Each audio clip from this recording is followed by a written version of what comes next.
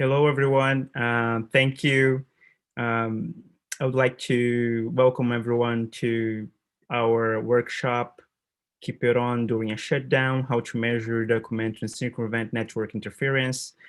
This workshop is aiming at giving you an overview of how to measure internet shutdowns, different types of internet shutdowns, how to document and gather evidence when shutdowns happen, especially in circumstances of protests or elections, and how to circumvent shutdowns when those shutdowns are already happening.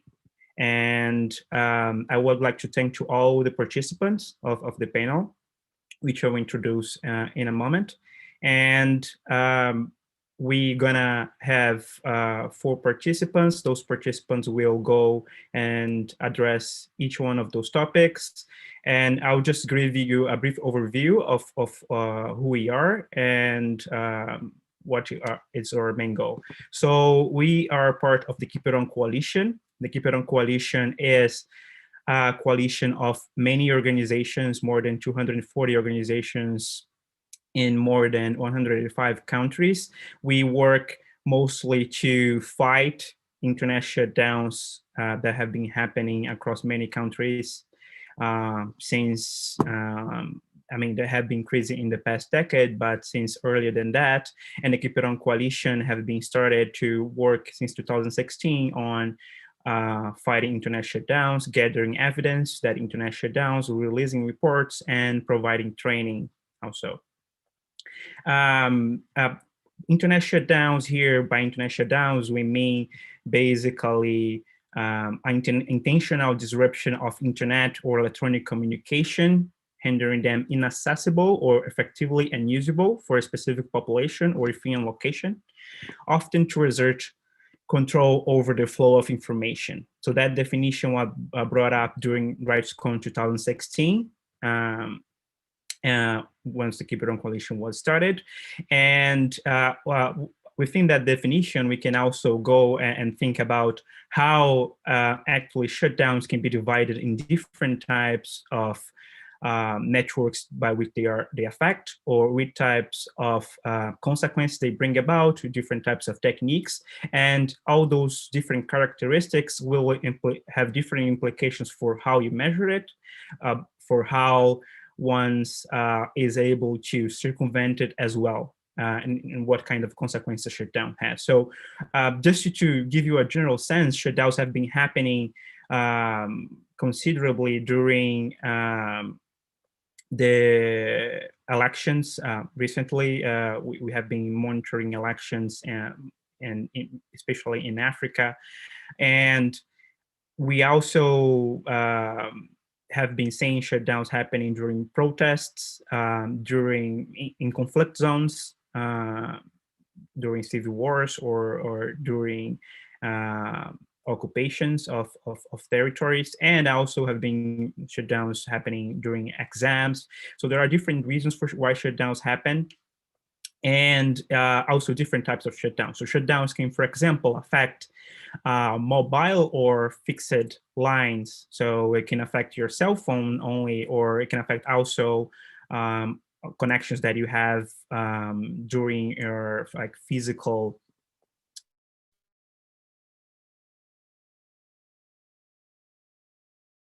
have under.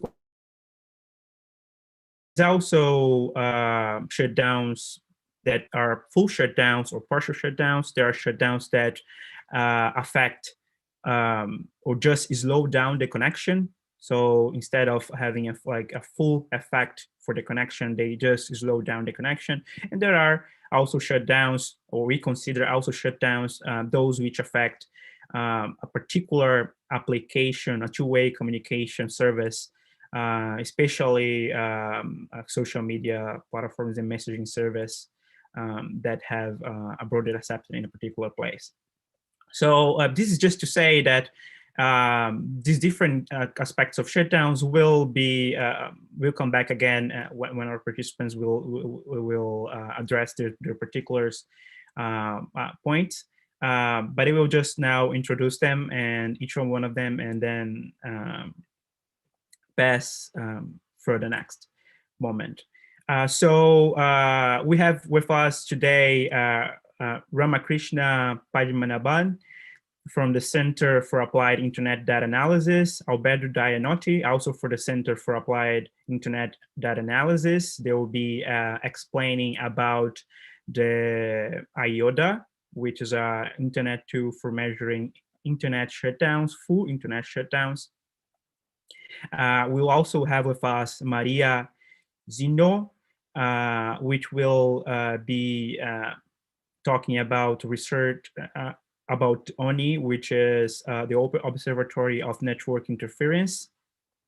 And she is a Research and Partnerships Director at OONI, which is a tool which is mostly used for measuring different kinds of interference, a website, but also in this case of shutdowns, server space shutdowns.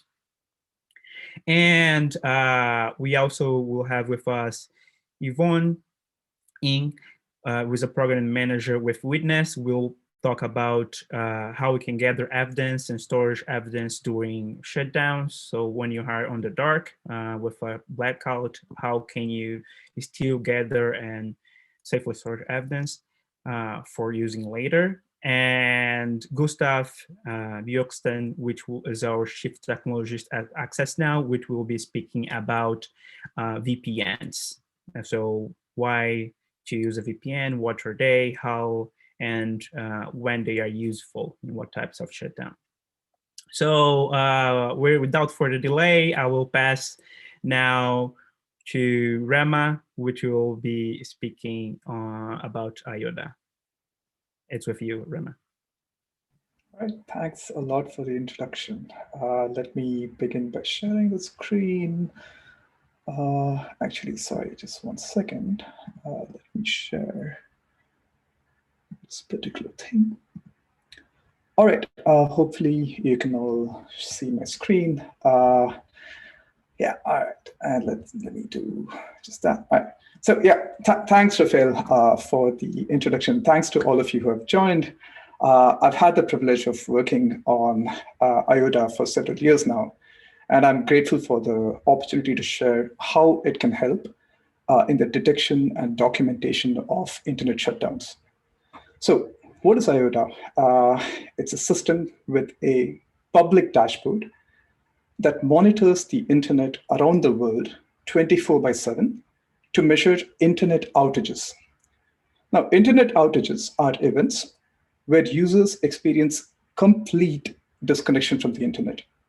And I'd like to emphasize here that I'm not talking about partial shutdowns, where users are perhaps unable to access specific websites, such as Twitter or Wikipedia, but are able to access other websites. So you'd use a tool like OONI to look at such instances of website or social media blocking.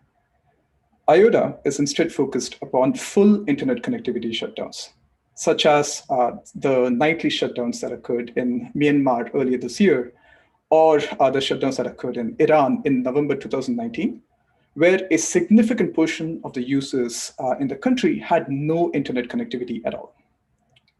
So my goal in this talk is to show how you can use IOTA to detect episodes of internet connectivity shutdowns. And since IOTA has a dashboard that is open to the public, anybody can use it to dig into internet outages. So I'll do a demo of IOTA by going over one case study of internet connectivity shutdown episodes. And after the demo, perhaps we can also dig into other events during the Q&A. So during the demo, I'll be covering internet outages affecting Myanmar during the political events that occurred earlier this year in Feb and March. Myanmar experienced a series of internet outages in the wake of the military coup. And this was a pretty well-documented event that received and is continuing to receive international news coverage. But yeah, so let's begin by going to IOTA. I'm already over here. You'd come here by going to iota.caida.org. And you see that IOTA's, so there's CAIDA is the research center affiliated with UC San Diego, where IOTA is actively under development. CAIDA builds infrastructure to perform large-scale internet measurements and makes curated data available to other researchers, political scientists, policymakers, and to the general public. Now, the idea behind IOTA was conceived back in 2011 when researchers at CAIDA they'd studied these large shutdown events in Egypt and Libya during the Arab Spring. Back in the day, it took us several months to obtain all the data and crunch through them and complete the investigation. So in the time since, we've been able to build a system that is capable of monitoring the internet 24/7 and detects internet outages due to shutdowns and due to other causes, such as power outages. And it does this monitoring for countries, regions, and networks from around the world, and it does this in near real time. And what's more, its data is available publicly and anybody can access it. So let's begin by visiting the dashboard. So by default, IOTA's dashboard shows internet outages during the last 24 hours. It's also possible to choose a different time range by clicking the different buttons over here by selecting a different time range. Now, you'll notice in this dashboard that there is a world map. This world map shows potential outages by highlighting the affected countries in shades from blue to red. The more red the shade, the more severe the outage according to the algorithm that IOTA uses under the hood. Now, in the table to the right, you can also see the alert feed. So this is a list of potential outages ordered by severity according to the algorithm under the hood. Now, in addition to the country level outages, IOTA also finds outages affecting specific regions in the world. So sometimes an outage may not affect an entire country, but may affect a specific region in the country. For example, the shutdown event that affected the Indian state of Jammu and Kashmir in 2019. So regional outages will be displayed over here. And in addition, IOTA also detects outages at the network level or at the AS or autonomous system granularity. So here we display networks that have ongoing outages in the last 24 hours. Now, recall that we were interested in digging into Myanmar. So if you'd like to search for a specific country, you can search for that country over here. So I type in Myanmar, and that gives me a link, and I can click on that, and that takes me to the IOTA signals for Myanmar by default in the last 24 hours. Now, the coup itself happened in early February, so let's take a look at signals for that time. So let me choose January 27th from 00 until, say, Feb 10th to 00. And once I click apply, it's gonna get us the signals. So the coup itself occurred on February 1st, and there were also reports of internet outages in the weekend after the coup as protests occurred. And that's why we are choosing this particular time range. Now, we observed that there have been drops in these different time series, which I'm going to talk about a little bit more. And if you hover over these, it tells you the time at which these occur. Now, the three different data sources that IOTA uses, let me describe each of them in turn. The active probing data source represents ping response data from networks all around the world. We continuously ping millions of networks on the internet from machines under our control. And intuitively, networks that are responding to our pings, they have working internet connectivity. But if several networks in a country suddenly stop responding to our pings, we may have found an outage. Now, the BGP data source represents global routing information that internet routers exchange with each other, with other routers. Internet packets from one part reach other parts by going through several routers along the way. And these routers are continuously communicating with each other on what the best routes are to various destinations using an internet protocol called BGP. So by monitoring BGP communication, IOTA assesses when there is a significant drop in the number of destinations that can be reached within a country, such as over here and here in Myanmar, and detects a potential outage using the BGP signal. Now, the last and most esoteric of our data sources is the darknet traffic. And the first thing I'll note here is that the darknet has nothing to do with the dark web. And in fact, internally, we even call this internet background radiation. This darknet traffic represents liveness traffic that is often actually from user machines. This background noise traffic is sourced by millions of machines worldwide, and is often a result of these machines being infected by malware or misconfigured in some other way. So thanks to infrastructure at CAIDA, we're able to see a portion of this traffic. And this traffic is able to give us a liveness signal that is collected from user machines. And again, IOTA's intuition is that when there is a significant drop in the time series for this liveness signal, it could be due to a potential outage. Now, these three signals are complementary. Depending upon the nature of the outage, it may be visible in all three, or it may be only visible in a couple. So we see that the internet was relatively stable before February 1st, before the day of the coup. But on February 1st, there is a drop in the BGP and active probing data sources. And later on February 1st, we see that connectivity sort of comes back to its previous levels. But then on that weekend, so on February 6th, which is a Saturday, we see that there is a significant reduction in all three of the data sources, which continues for more than 24 hours until the connectivity is restored on Sunday. So as a rule of thumb, if we observe drops occurring at the same time in two or more data sources, that's a strong indication that there was indeed an outage.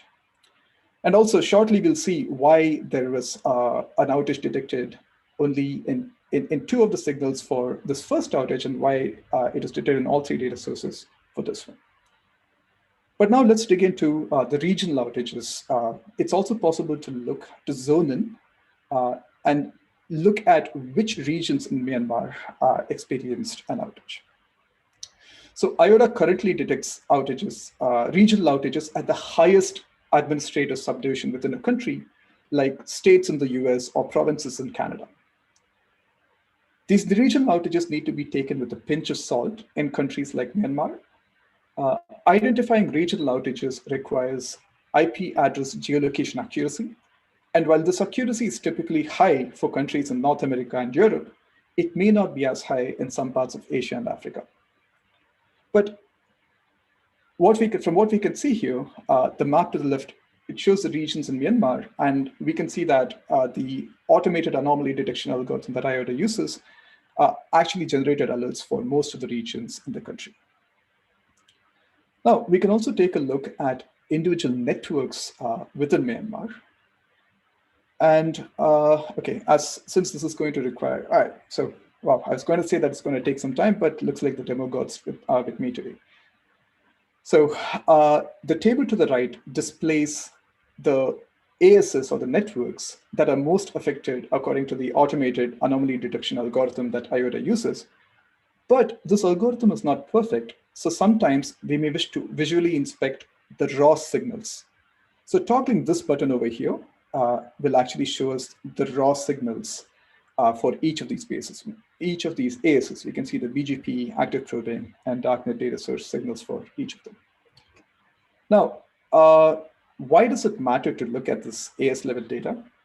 Because we've observed in the past that several government mandated shutdown events that governments, they don't implement a central kill switch sort of a mechanism, but instead governments communicate their orders to various ISPs in the country and leave it to the ISPs to implement the shutdown. So by looking at AS level data, it's possible to understand at fine granularity how these shutdown events occur, including timing patterns and potentially the methods that we use for implementing the shutdown. For example, it's possible to see whether all the ASs observed outages at the same time, like what happened over here on during the second outage, or whether they observed data sources, observed drops in all three data sources, again, like what happened in the second outage, as opposed to the first outage, where we see that only a few of the ASs were actually affected. So this kind of, so basically from the IOTA signals, it looks like on the day of the coup, the outage that occurred on February 1st on the day of the coup, it did not affect all of the ASs, it affected some of them, whereas the the shutdown that occurred a few days later during the weekend actually affected a lot more of the ASs. And this could be indicative of the evolution of power. It's possible that on February 1st, the day that the coup occurred, things were more chaotic and the junta was not able to carry out the shutdown as effectively as they would have wanted. But within a week, maybe their control over the internet became tighter, and therefore they were able to enforce it in a more uniform way. Now, while IOTA enables some powerful analysis, there are some pitfalls to keep in mind while interpreting the IOTA data. The first one is that IOTA detects internet outages, which includes power outages, like, say, the ones that occurred in Venezuela in March in 2019. So not all internet outages that you see in IOTA are necessarily due to government-mandated shutdowns. Also, sometimes IOTA may detect false positives. In fact, right over here, we can see that the active probing signal has seen a big drop over here. Now, sometimes this occurs because the magnitude of the signals from countries is small, so there tend to be more fluctuations. And at other times, it happens due to infrastructure failures on our end. But that's one of the reasons why we generally say that, as a rule of thumb, we try to detect outages that appear in at least 2 of the data sources. One more limitation to keep in mind is that IOTA has limited visibility into cellular networks. Sometimes we see outages that occur in cell networks, but sometimes we do not. And of course, we are working continuously on addressing these pitfalls so that the system can automatically take care of them. But in the meantime, it's good to be aware of them so that we can interpret IOTA signals appropriately. So to wrap up, I described IOTA, which focuses upon uncovering one type of internet shutdowns, specifically the internet connectivity shutdowns, which are instances where users have no internet connectivity at all. IOTA and tools like OONI, which we're going to hear about shortly, are complementary and can together paint a more complete picture of internet shutdowns. So increasingly, we are observing instances where governments first block some specific websites or social media before then later resorting to full connectivity shutdowns. For example, in Uganda in January of this year, access to social media was blocked first. And this kind of blocking is visible in OONI, but not in IOTA. However, the social media block was followed by a full internet connectivity shutdown. And that event is visible in IOTA, but not in OONI. But after the internet shutdown ended, social media continued to be blocked for several days. And this event is again visible in OONI, but not in IOTA. Thus, by using these multiple open data sources together, it's possible to obtain a more holistic picture of internet shutdown events. All right, I hope this was helpful, and we'd love feedback. We are always looking for ways to improve IOTA. And I'm also happy to dig into other case studies in the Q&A to let us know. I think I'm going to stop sharing the screen. Thank you very much, Rama, which was a wonderful and very clarifying presentation. Now we're gonna pass to Maria, but just before that, I want to remind you that we are sharing, if you have any further questions about how any of these tools are, how they work, and any other information they want to know about them, we are sharing some sources. Be mindful on the chat, and we'll also be gathering questions by the end. So there will be 20 minutes for a Q&A by the end. So you can put your questions on the chat, and we'll be reading them here and addressing them. Thank you. Maria, it's with you. Thank you so much, Rafael, and thank you everyone from Access Now for inviting us and for hosting this event, and thank you to everybody who has joined us today. I'm gonna start off by sharing my screen. Is everyone able to see it? I guess so. Well, first of all, thank you also so much, Rama, for that amazing IOTA demo. I just want to reiterate what Rama said, which is that IOTA and UNI data can often be very complementary, and it's helpful to look at the two data sets together. And yeah, actually, we've been working with them for several years now, and in many of our research reports, we do use both UNI and IOTA data. So OONI is an acronym for the Open Observatory of Network Interference. It's a mouthful. It's a free software project that has been around since 2011, 2012. And our goal is to measure internet censorship and other forms of network interference around the world. And in order to do this in practice, our team has built free and open source apps, which are called Uniprobe, that you can install on mobile and desktop in order to run a variety of different network measurement tests. These tests are designed to detect various forms of censorship and other forms of interference on the network level. And the way we have created the system is that as soon as Uniprobe users around the world run these tests on their network, the test results are automatically sent to our servers. We automatically process and openly publish them as real data. And thanks to our global community around the world, we've had the opportunity to publish hundreds of millions of network measurements from 239 countries and territories around the world from 2012 until today. And all of this data is open data, and it's updated in real time as soon as people run new tests all around the world. So as part of this brief presentation, I'm going to introduce you to UNI and how you can get involved, how you can run tests to detect censorship or to check for censorship on the network you're connected to, and how you can look and find UNI data. And on this note, we've been part of the Keep It On campaign since 2016. It's been really fantastic to have this opportunity to work with Access Now and many human rights organizations around the world. So if you're an advocate or interested in joining the coalition, we definitely encourage you to do so, and we hope you will find these tools useful.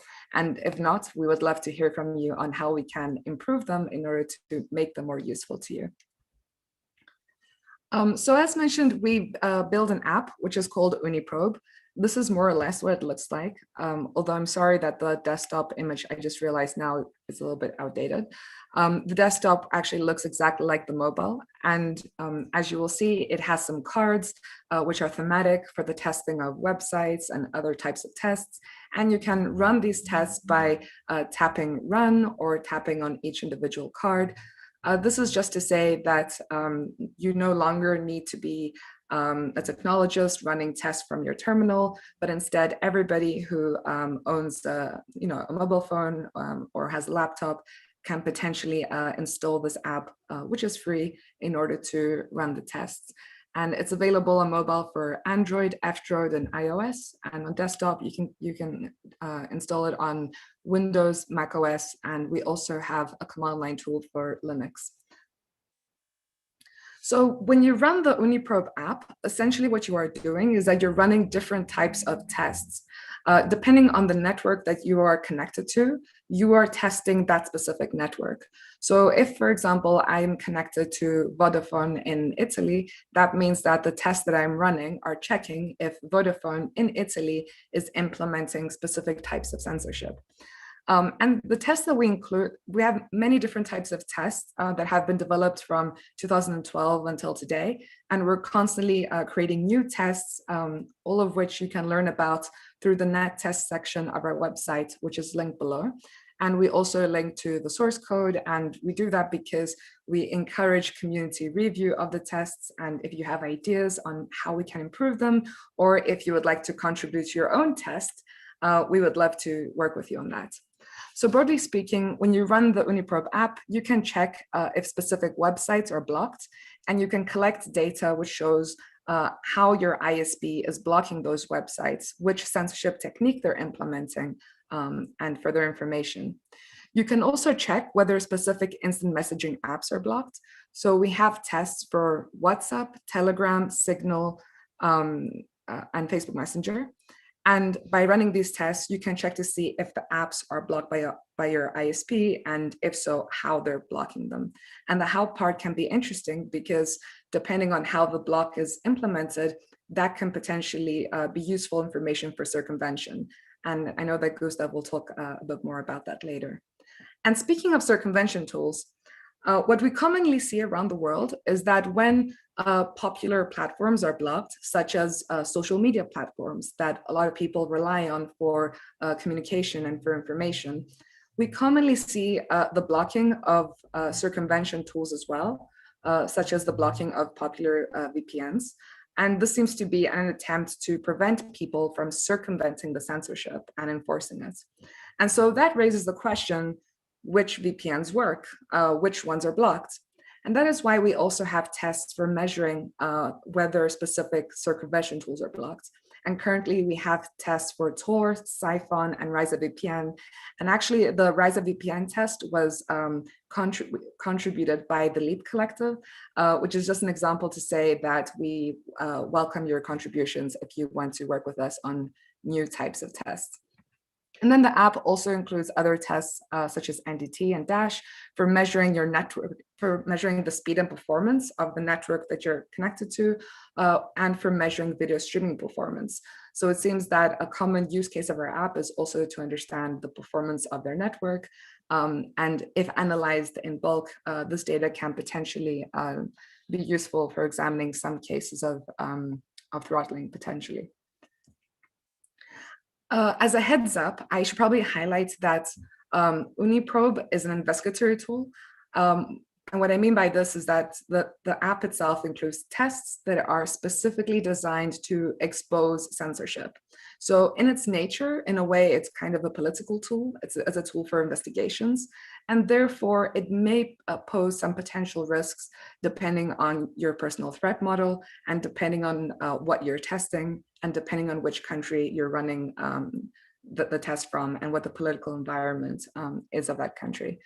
And I should also highlight that Uniprobe is not a privacy tool in the sense that the tool is designed to detect censorship, but is not specifically designed to protect your privacy. And just like with any other software, if someone is monitoring your internet activity, such as your government or your ISP or your employer, they will be able to see that you are running Uniprobe just the way they will be able to see all the other software that you're running from your device. So the fact that you are running Uniprobe is not in itself hidden, despite the various efforts we have taken over the years to obfuscate that. And on this point, I should also highlight that because Uniprobe is run by community members around the world, and often you do see that there's more censorship and also more high-risk environments. From the initial design stages of Uniprobe, we've tried to ensure that we're only collecting the data that is necessary for characterizing censorship without collecting any personal information. So for example, we do not collect IP addresses or any other information that, or PCAPs or any other information that we think could put the user at risk. However, a thing to know is that by default, when you run a test, your test results will be published. And that will include your country code, the network that you ran the test from, and the specific technical network measurement data that varies depending on the test that you run. That data in itself is not identifying. However, if you are, for example, the only Uniprobe user in a country and you're under surveillance, then maybe publishing your test results may not be the safest thing. But obviously this requires more in-depth threat modeling and this needs to be evaluated further. That said, through the Uniprobe app, you do have the choice to not publish your test results by disabling the publish results option in the settings. And another thing to be aware of is that the default lists of websites that you will test includes some categories of websites that might be fine to test in some countries, but might be a bit more provocative to test in other countries. So if you would like to have more control over which websites you are testing, there are various things you can do and through the app, as I will explain now. On the one hand, what you can do is that in order to customize your use of Uniprobe, depending on what you feel comfortable with, you can contribute to the lists of websites that are tested by Uniprobe. The lists of websites that are tested by Uniprobe are called test lists, and they're currently hosted on GitHub by the Citizen Lab. You can also determine which types of tests you run, because not all Uniprobe tests carry the same potential risk. For example, if you're running a speed test, maybe that has less associated risk with testing a website that is banned in your country. And as mentioned, in the settings of the app, you can customize the app depending on what you feel comfortable with. For example, you can choose to not have your test results published. And if you're interested in learning more, we definitely encourage you to read our data policy, which is on our website and linked here through the slide. So the lists of websites that you would be testing with Uniprobe are, as mentioned, hosted on GitHub by the Citizen Lab. And there are essentially two types of lists that you would be testing when you tap run in the app. On the one hand, you will be testing the websites that are included in the global list. And the global list includes internationally relevant websites. So that has websites such as facebook.com, BBC, and others. And the global list is tested by all Uniprobe users all around the world, regardless of country. But then depending on the country that you're running Uniprobe from, you will also test the websites in the country-specific list. So for example, if you're running Uniprobe in Italy, you will test the global list and the Italian list. And the country-specific list includes websites that are more relevant to your country. So for example, for the Italian list, it will have Italian news media, Italian human rights websites, and so on. However, these lists are not infinite because we rely on people to run tests on the ground, and there are bandwidth constraints, of course. We don't have the capacity to be testing tens of thousands of websites. So we need to have a sort of short lists with around 1,000 websites. And what we really care about is that these lists are as diverse as possible in terms of content, and that they also include websites that are maybe touch upon human rights issues or political issues, and therefore are potentially more vulnerable to censorship. So while you will see blocked websites in these lists, they also include many other websites that are not necessarily blocked right now, but are interesting to monitor for censorship in the long term, especially during political events such as elections and protests. So if you're interested in contributing to these lists, we have a guide which explains how to do so on our website that I linked to here. However, we do realize that many of the community members who have the best background and expertise to contribute to these lists, such as social scientists and political scientists, may not necessarily be GitHub users. So in that case, if there are websites you want to contribute to and don't use GitHub, please feel encouraged to reach out to us and to share the websites, and we'll be happy to add them for you.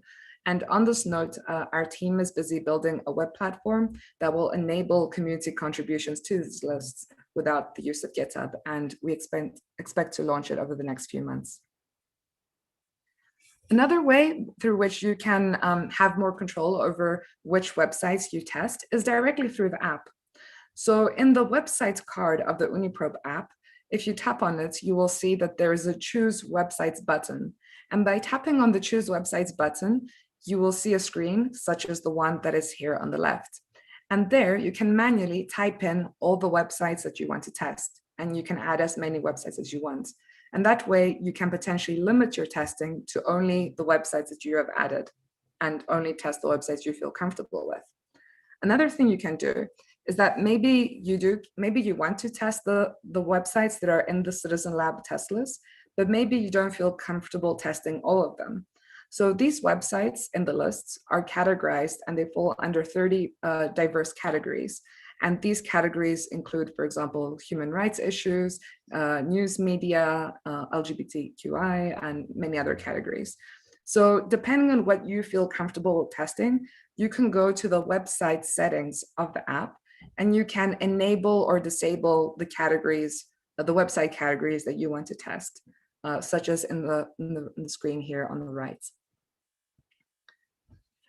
But often censorship happens very unexpectedly. Like often it can be the case that suddenly specific websites are blocked in a country, maybe during protests or maybe during elections or some other political events. We know, for example, through the Keep It On campaign that frequently social media websites get blocked during political events.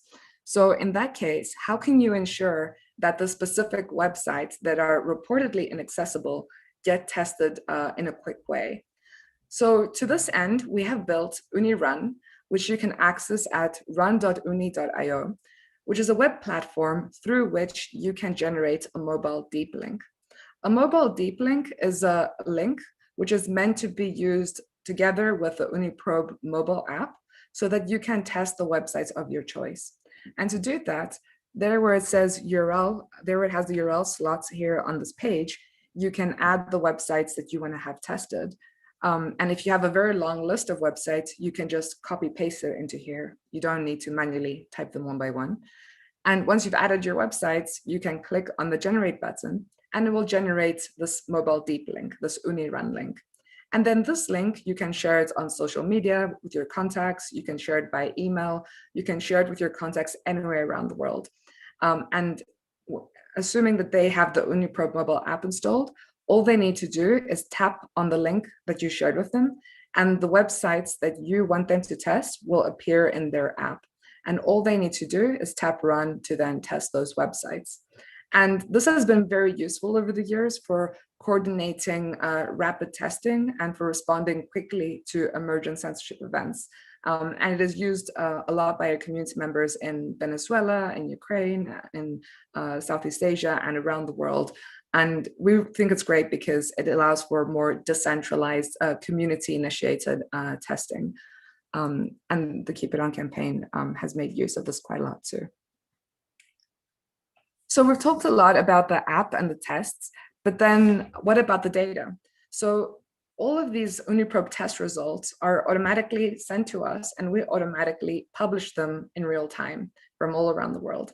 And we publish them on the one hand on the OONI API through which you can download the data, but we also publish them on this platform called Uni Explorer that you can access at explorer.ooni.org, which is a web interface that we've built to enable human rights defenders, researchers, journalists, and lawyers to explore the data and find the data that is relevant to them.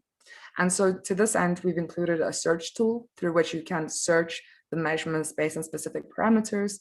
And we also include country pages that provide an overview of measurement coverage and some of the most recent censorship events per country based on OONI data. And they also provide charts that are updated automatically. When looking at OONI data and trying to interpret and understand OONI data, there really are just these three things that are important to keep in mind. So when we talk about OONI data, what we're talking about is basically an Uniprobe test result. And an Uniprobe test result can be one of these three things. It can be normal, which means that everything's okay, which means that the tested service appears to be accessible based on OONI's methodology. Or it can be anomalous. And actually, probably in most cases, what you will see is, rather in many cases, you will see anomalous measurements. An anomaly is a signal that something is wrong. It is a signal of potential censorship. And the reason why we say signal and not confirmed or anything is because we don't have a way of automatically confirming these forms of censorship. So this will include forms of censorship like DNS tampering, TCP/IP blocking, and many other forms of censorship that cannot be automatically confirmed based on the knowledge of the censorship measurement community. And so you will find a lot of cases of censorship within anomalous measurements. But the reason why we say anomaly and not blocked is just to highlight that it might be the case that some of these measurements may contain false positives, which means that it may be a case that it looks like censorship, but maybe it's not. So for example, it might be the case that a specific website, when tested, it presents, say, a TCP/IP anomaly, but it's not necessarily the case that it's blocked, but maybe it's the case that the test was run on an unstable network. Or maybe it is the case that the website owner is blocking access to IPs from a country rather than, your ISP implementing the censorship. Or maybe something may look like DNS-based censorship, but maybe It has to do with some form of DNS misconfiguration, or maybe it is the case that certain content is served differently depending on geographical location. So long story short, there are many reasons, many technical networking reasons why false positives can occur, which is why we flag them as anomalies. And so in these cases, it's very important to look at the raw measurement data to see what has happened. But more importantly, it is important to look at data in aggregates. And by this, we mean that instead of just looking at one anomalous measurement and treating it as evidence of censorship, rather, it's useful to look at all of the measurements pertaining to the testing of a specific service on a specific network to see if all of the measurements are presenting the same anomaly. If they are presenting the same anomaly, then that's a strong indicator that it is actually blocked.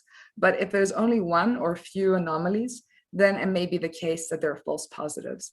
And to enable the community to look at OONI data in aggregates, we are currently building a new tool called the OONI Measurement Aggregation Toolkit, through which you will be able to very easily choose the parameters, choose what you want to see, and based on that, it will automatically present charts that aggregate measurements and enable you to do the sort of analysis. That being said, there are some cases of censorship that we're able to automatically confirm. And these are the cases when the blocking of a website is implemented through a block page. A block page is essentially a type of page, a web page, that your ISP will give you instead of the content of the website you're trying to access. So maybe when accessing blocked websites around the world, maybe you've seen, instead of the content of the website, you've seen some sort of notification telling you that, hey, you're not allowed to access this website per this regulation and so on. This is what is a block page. And so block pages have fingerprints. And this means that we're able to add the fingerprints of the block pages to our database and therefore automatically confirm these forms of censorship. And actually, you can find them very easily through Uni Explorer. If you click on search on the top right corner, and then you select a country and you select confirmed at the bottom, under the status filter, you'll be able to get all the most recent cases of confirmed blocked websites. So these are the cases where we know 100% that they're blocked. You can filter this globally and see which are the most recently confirmed blocked websites around the world, or you can limit it to a specific country or to a specific network based on the filters on the left. And as mentioned, apart from Uni Explorer, where you can also download the data, you can go to the OONI API, where you can download all OONI data in raw format, in JSON format, in order to perform your own analysis and to potentially use it as part of your own research. However, because Uni Explorer depends on the OONI API, we advise using the API for lightweight queries. If, for example, you want to download all the data for a specific country, in that case, we recommend downloading OONI data from the Amazon S3 bucket, just to ensure that Uni Explorer works well for everyone. And finally, if you're curious to know what are some of the things that you can discover through OONI data, we encourage you to go to the reports section of our website, where we publish various research reports based on the analysis of OONI data. And actually, many of these reports also include IOTA data that was presented to you earlier. And yeah, we hope that this brief summary is useful to you. We hope you can stay in touch. You can find the OONI community on our Slack channel. And if you have any questions, please get in touch or share them, and we can discuss them in the Q&A. Thank you very much, Maria. Thank you for this comprehensive presentation. And now we're gonna go for Yvonne from Witness. Please, Yvonne, the floor is yours.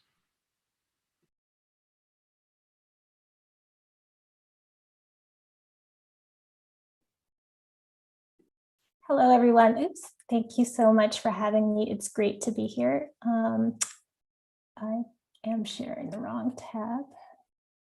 All right, let's go to present. Hi, so as Rafael mentioned, my name is Yvonne Ng. I manage the archives program at Witness. It's really great to be here, to be part of this Keep It On community and to be learning from all of my fellow co-presenters. So today I'm here to share some tips from a series that we published last year on our blog called Documenting During Internet Shutdowns. And just so to provide some context, so my organization, Witness, is focused on supporting activists who are using video to document human rights abuses for advocacy and evidentiary purposes.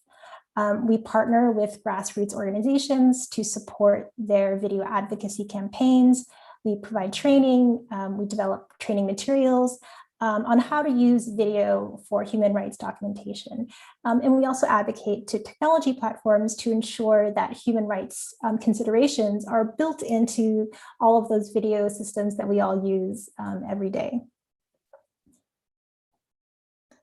So obviously, internet shutdowns, introduce all kinds of logistical challenges for doing documentation and video documentation, since it becomes a lot harder to manage and share content, as well as the increased security risks that come with shutdowns.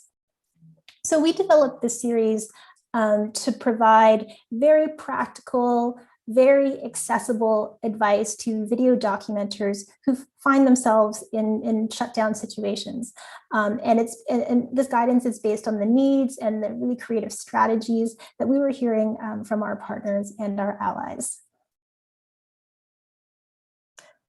So the topics that we cover in the series, and which I'll be sort of running through some of the tips from today, include advice on setting up a phone for offline documentation, deciding how to choose what documentation apps are right for you, maintaining verifiable media even during an internet shutdown, backing up your phone media if you don't have internet or even a computer, and then file sharing and communication during a shutdown.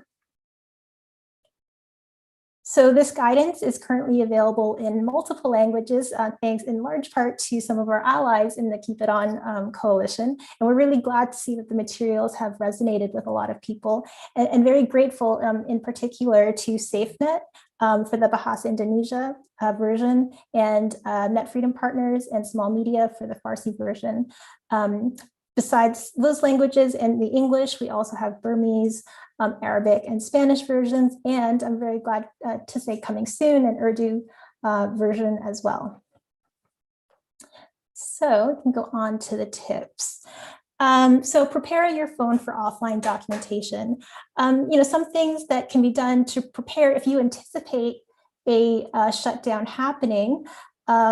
First of all, for security purposes, we advise people to use a separate phone from your own kind of everyday personal phone if you're doing documentation. Obviously, if your personal phone is confiscated and you're using it for documentation, you can compromise a lot of your personal and sensitive information. And so use a separate phone as possible. You can use an old phone. To wipe it, you can encrypt and then factory reset to wipe all of your old data off of that old phone. Always practice basic phone security. So, using screen lock, passcode, making sure you run updates on your phone, turning off services like location and Bluetooth when you're not using them.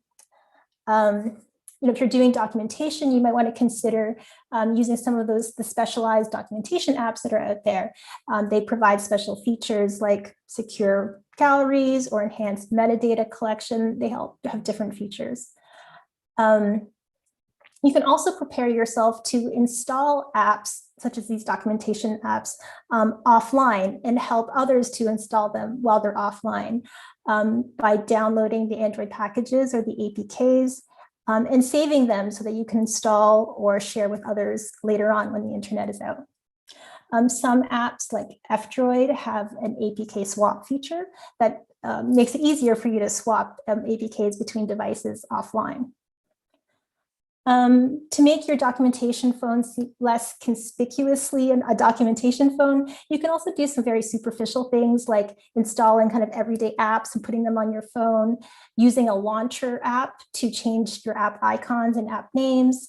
You can use private modes in your galleries, or you can use hidden folders in your storage.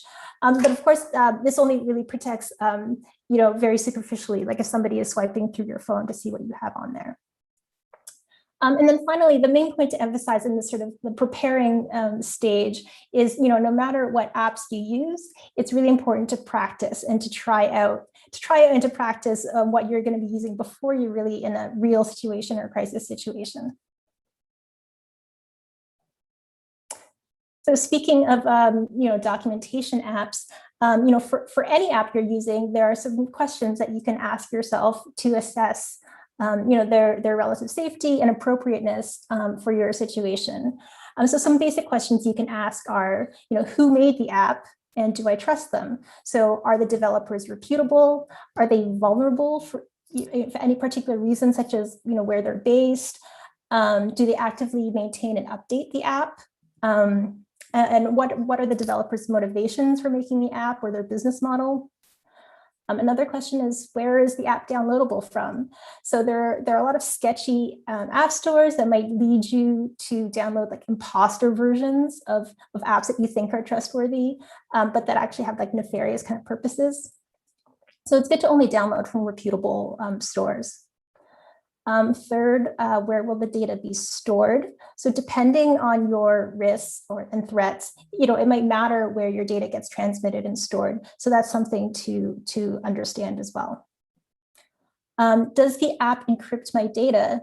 So some apps provide separate encrypted storage on your phone, which can provide a level of extra protection, even when your phone is unlocked. However, you should also be aware of the laws around encryption wherever you are. Does the app capture metadata, even without internet? So something to be aware of is that, some apps rely on internet access to capture accurate metadata, such as, say, location data. So you want to check your app's documentation to understand what your metadata is telling you and what you can interpret from that metadata. And then finally, can I export data from the app? So depending on your needs and intentions for the documentation, it might be important to you to be able to easily export your media and metadata out of the app, either like individual videos or in bulk. So that is important to you. Make sure to look into that before choosing an app. Okay, so maintaining verifiable media. During shutdowns, it's obviously harder to upload and share your documentation right away. And this lag can make it harder for users like human rights researchers or investigators down the line to verify and authenticate your video because it's not published at that exact moment. The chain of custody might become longer and more convoluted depending how you're sharing it. There might be less other documentation out there to corroborate yours because of the shutdown. So a few simple things that we advise that people can do to make the verification process easier for others later on are to film or narrate actual details in the video itself. So details that show the time, the date, and the location, such as a phone face, a newspaper, unique landmarks, geographical features, that kind of thing. You can also collect descriptive information or metadata, apart from narrating it or filming it in the video itself, such as by using like a specialized documentation app, like I mentioned, or you can also just do it through taking notes on your phone, saving other documentation on your phone along with your videos. And then finally, and we'll go into this in the next slide a bit more, backing up your media is really important in case anything happens to your phone. You want to be still able to access and provide a copy of that original video that you shot, let's say to a journalist or to an investigator later on. So backing up without an internet or a computer, backing up is always really important, but it's extra important to be conscious of this during an internet shutdown because, well, first of all, your automatic cloud backups might not be working, and then there also might be extra risks to you or to your media during these times. If you have a computer, backup, it's a lot easier to back up, but even if you don't, there are many options.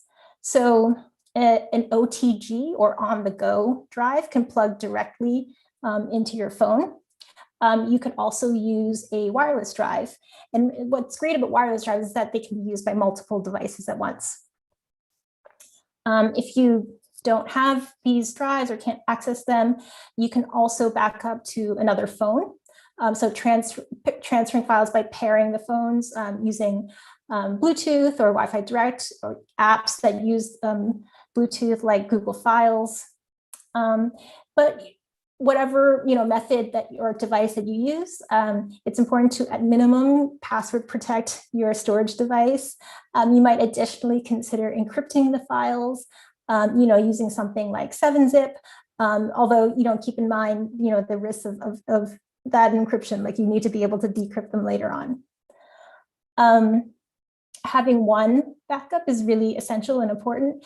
The ideal is having two backups. So the 3-2-1 mnemonic that's used in like the IT world, refers to having 3 copies total. So your original and then 2 backups on at least 2 storage media, and with at least one in a separate physical location than the other copies. And so finally, and I'm going to spend less time talking about this because I think Gustaf is going to talk about circumvention methods, so I won't address those at all. But in terms of file sharing and communication, there are ways that you can share files without internet as well. So you can use the peer-to-peer tools like Bluetooth and Wi-Fi Direct, which I mentioned earlier, and apps that incorporate those technologies like Google Files. Just make sure to use them safely and then turn them off when you're done. As I mentioned, you can use OTG drives and physically exchange drives or share wireless drives. If you don't have a wireless drive, another thing you can do is to use a wireless router. Most people have them in their houses. So you can plug a drive into your wireless router and then connect your phone to the local network. And you can use like any file manager app that supports, that connects to network storage. For instance, Uni Explorer is one that does that, and you can connect to the drive via your router that way. We've heard that some people are using some of these newer apps like Bridgeify and Briar, P2P, peer-to-peer apps, although we haven't used them ourselves. Like we have heard that many people using them. So yes, there are still ways to share information even when you can't get on the internet. So just in closing, besides this guidance, we're continuing to keep our eyes open on internet shutdowns and how they impact human rights video documenters. So I just wanted to point to a couple of blog posts, for example, coming from my colleagues on our Witness Africa team when talking about shutdowns during Ugandan elections, and then more recently in Nigeria, the Twitter block. So, I hope that we can continue to learn and create and update our resources to be timely, relevant, and accessible, to be part of spaces like this, to be able to learn and share more. Of course, we always welcome feedback and thoughts from all of this whole community. And here's our contact information to get in touch. Thanks. I will stop sharing the screen. Thank you very much, Yvonne. I just want to remind everyone that we are still accepting questions in the chat. So please feel free to pop up any questions in the chat. That we have a Q&A in the end. Now we're going to pass to Gustaf. Gustaf, we're going to speak about circumvention tools. Thank you, Gustaf. Thank you. Thanks, Rafael. As Rafael said at the beginning, my name is Gustaf Bjorksten. I'm the Chief Technologist at Access Now, and it's great to be here and sharing information with you all.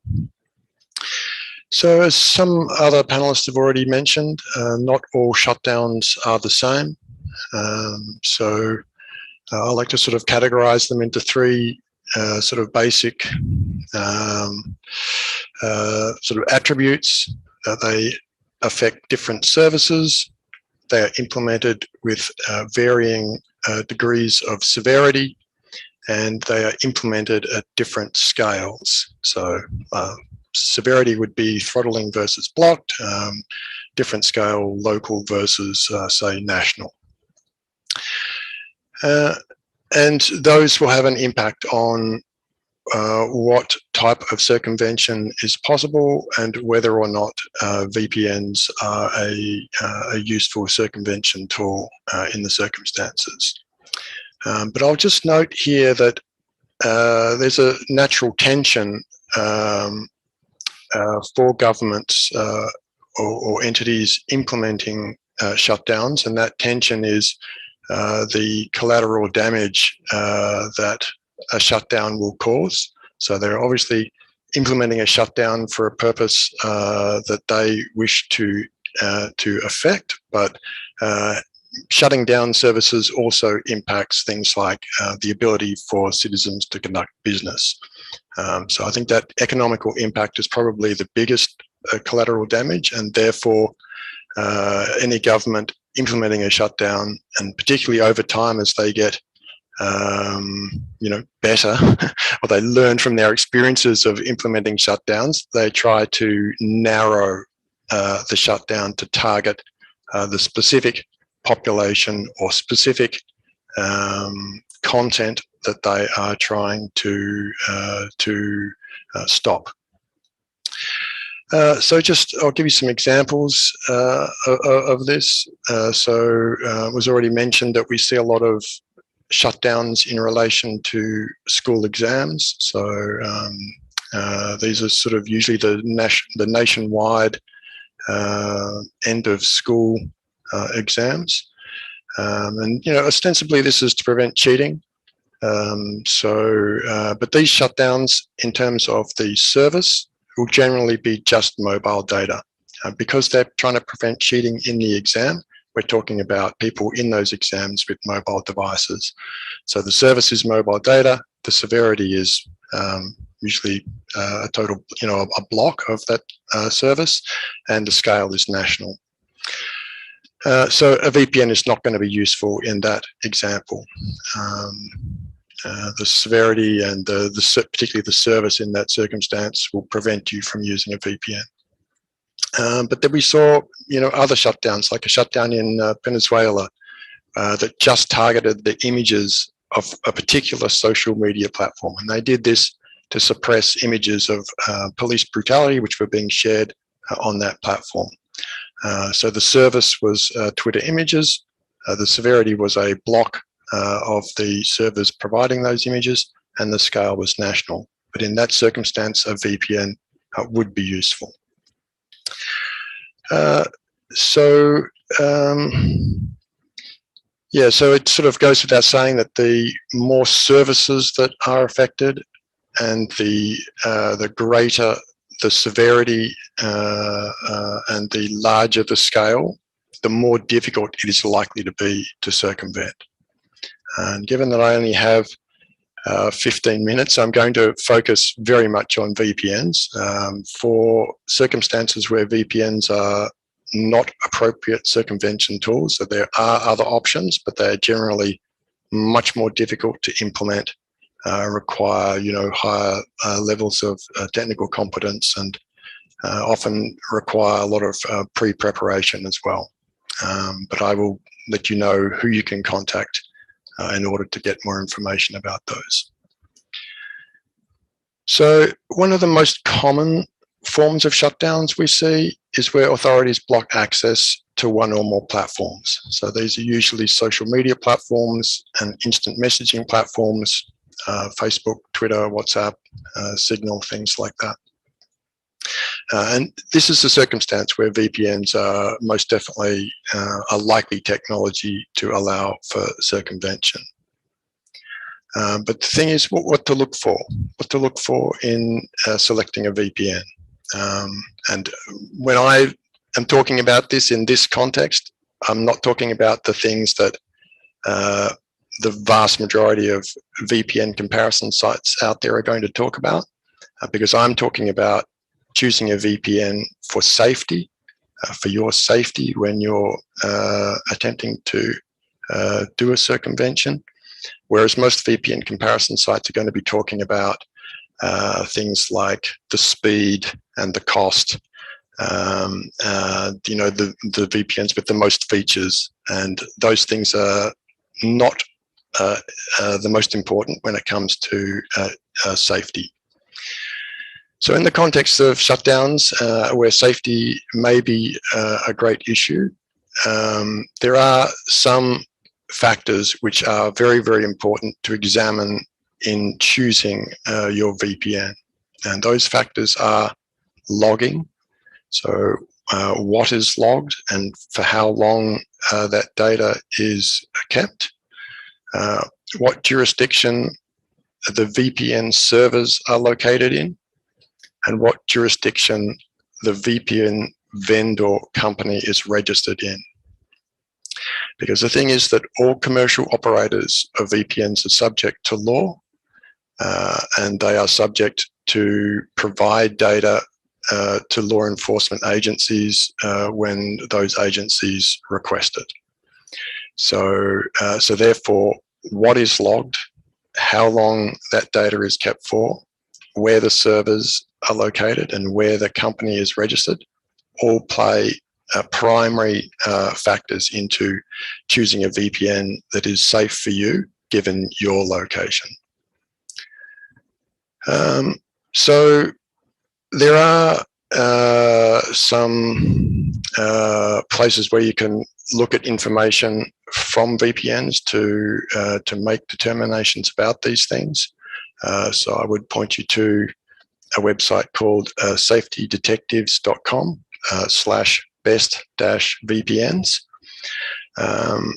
And don't pay attention to their recommendations, because, as I said before, those recommendations are aimed at people wanting to, view Netflix in a country that they're not normally in, or something like that. So I do not endorse the recommendations on this page, but if you scroll down the page until you get to a section labeled Simple VPN Comparison Chart, or if you want more detailed information, there is also Detailed VPN Comparison Chart. That will provide you with details on things like what is logged, what the data retention is. It'll give you a lot of insight into the policies of the companies, the vendors themselves, and so on. So it's a great resource for deciding what type of resource, what type of VPN you would like to select for you that's appropriate for you. And those charts, by the way, are downloadable, so you can download them as an Excel spreadsheet, or you can even download it as a machine parsable CSV if you want to pull it into your own database and keep it on there for your record. So we have to talk next about anonymity.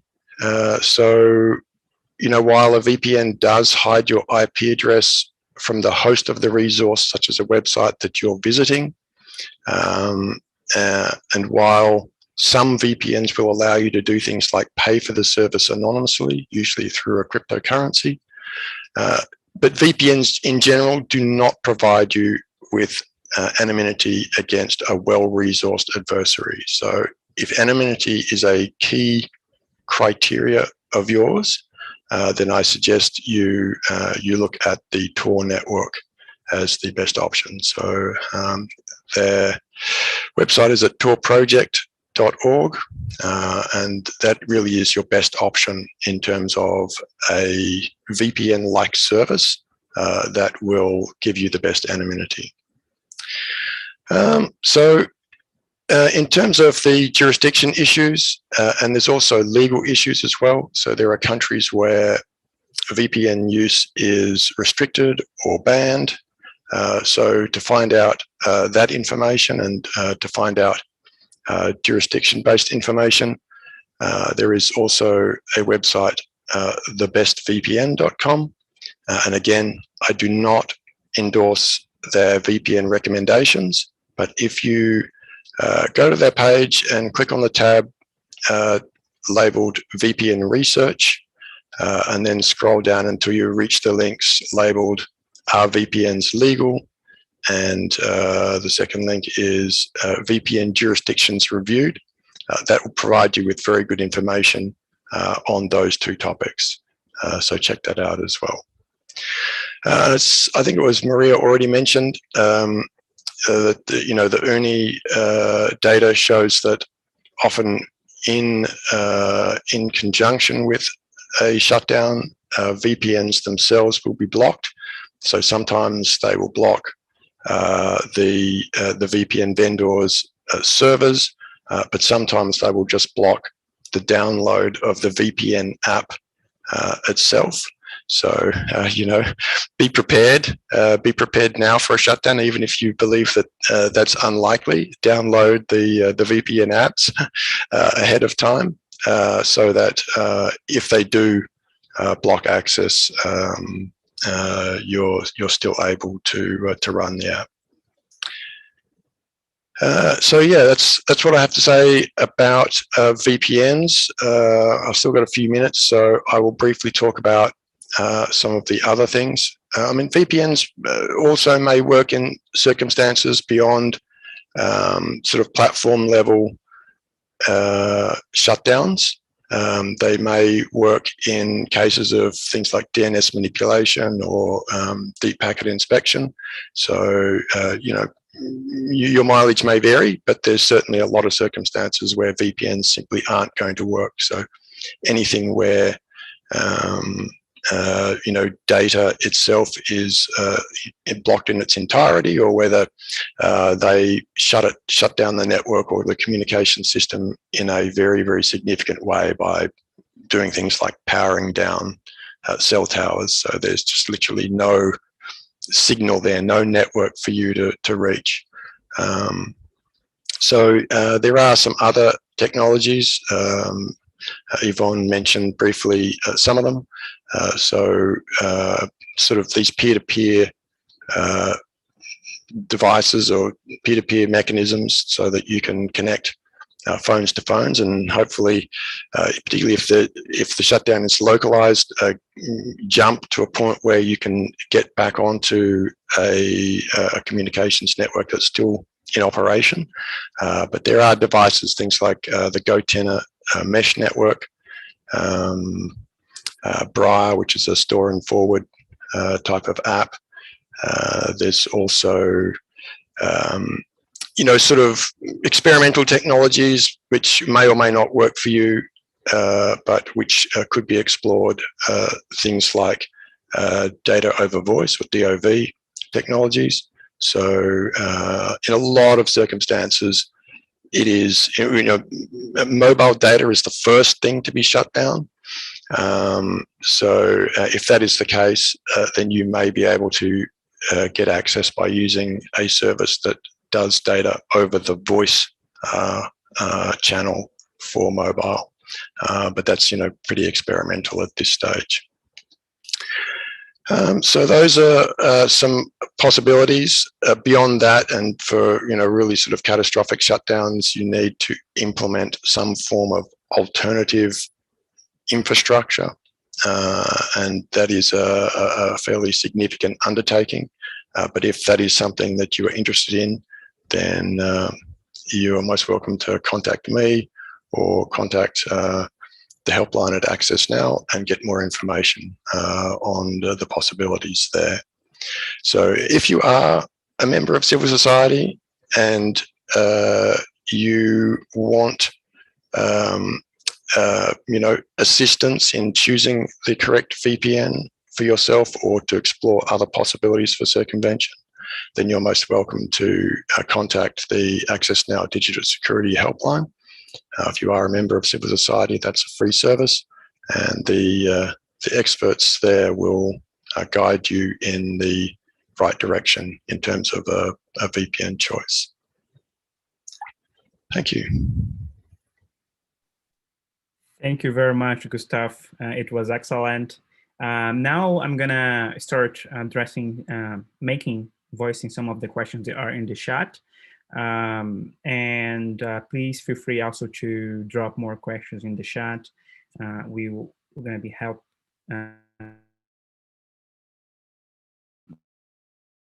So the first question comes from Hannah Crichton to Rama. So how can with IOTA? Rama? Yeah, hey, let me unmute. Yep. Can you hear me? Yes, we can. Yeah, feel free to go. Oh, I see. Sorry. So let me just read out the question. So the question is, how can we identify false positives in IOTA? So there can be a couple of sources of false positives. And the first source is a fluctuating signal. So IOTA, recall that IOTA has 3 data sources, and each of these data sources has a signal. And especially in smaller countries, the magnitude of the signal is small, which results in a lot of fluctuations. And when the fluctuations are high, that means that there can be more false positives. So the rule of thumb that we generally advise is that for any outage, make sure that it's visible in at least 2 of the data sources, so that even if one of the data sources has some fluctuation, has a false positive due to fluctuation, because these different data sources are complementary to an extent. If a drop in the signal appears in 2 data sources, at least 2, that's likely to be a real outage. Now, there is an exception to this case. So sometimes if there is an outage of CAIDA's infrastructure, of IOTA's infrastructure, that can also result in false positives. And these false positives may appear in multiple signals. So what you would do there is to look for IOTA signals for multiple diverse countries like the United States, India, China, Germany, etc. And if all of them see an outage at the same time, then it's likely to be a false positive. It's likely to be an outage at our end and not at their end. I think that's basically how to detect false positives. Thank you very much, Rama. The second question, I think I will wrap up 2 questions that go to Maria.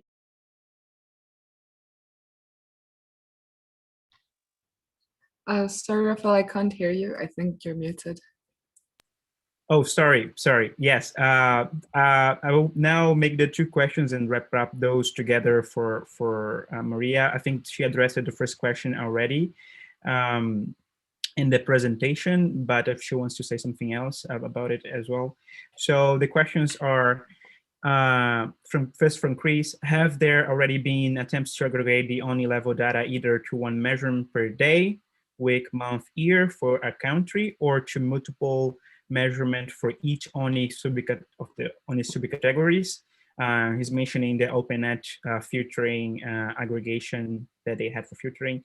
So maybe we can speak a bit more about the tool that you mentioned that you were building.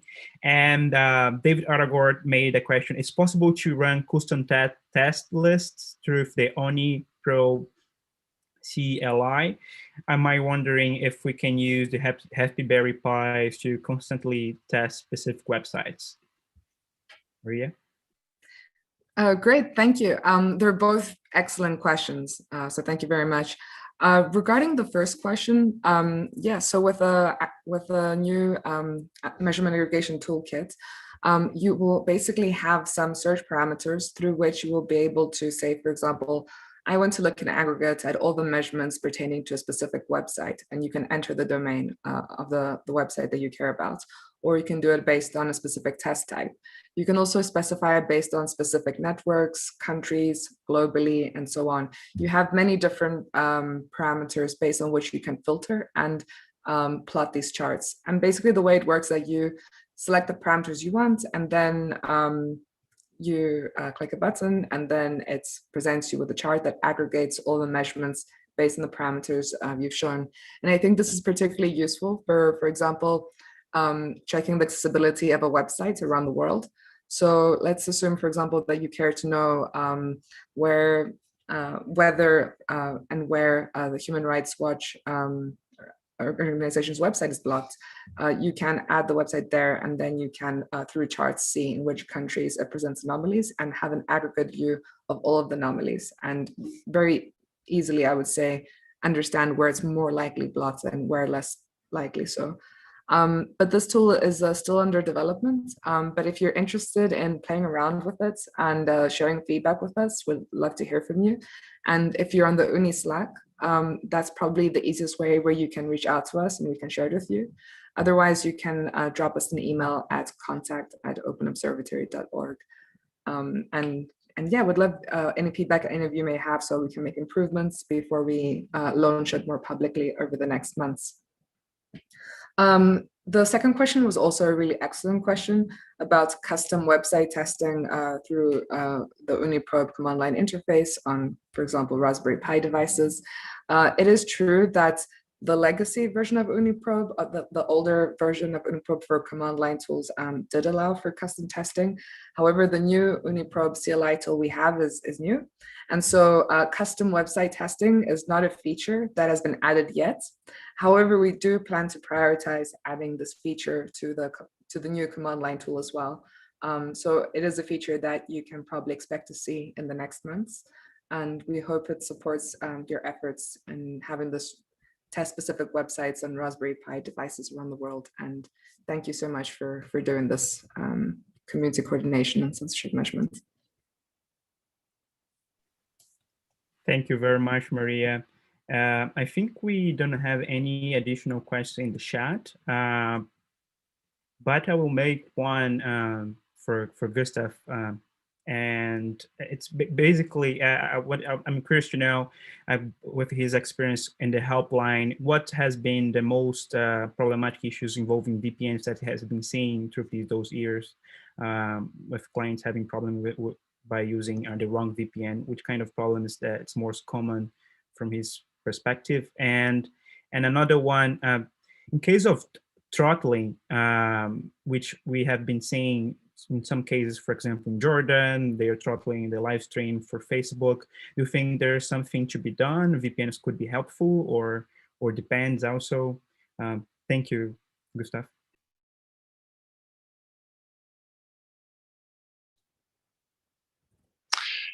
Okay, so the most common problems.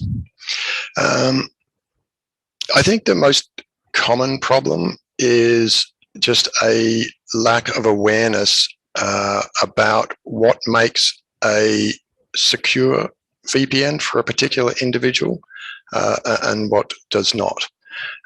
So from the user's point of view, from the individual's point of view, it may it's likely to have not been obvious what the problem is. The problem manifests when some scary people knock on their door and take them into custody or whatever the consequences are. But yeah, it's really that having that knowledge to be able to select a VPN that is safe for that particular individual to use.